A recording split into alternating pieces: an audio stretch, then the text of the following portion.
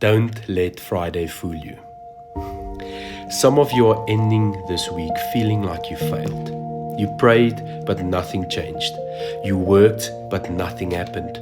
You waited, but the answer never came. But don't let one difficult week convince you that God has abandoned you. The enemy wants you to judge God by your circumstances.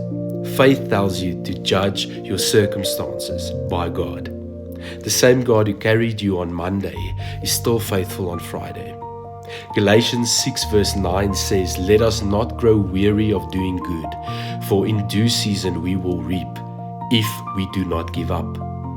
Notice the promise isn't if you succeed. The promise is if you don't give up. So before this week ends, don't quit praying, don't quit believing, and don't quit following Jesus. Because sometimes your breakthrough isn't waiting for a new season. It's waiting for you to stay faithful one more day. Have a blessed Friday. Jesus is still on the throne. Amen.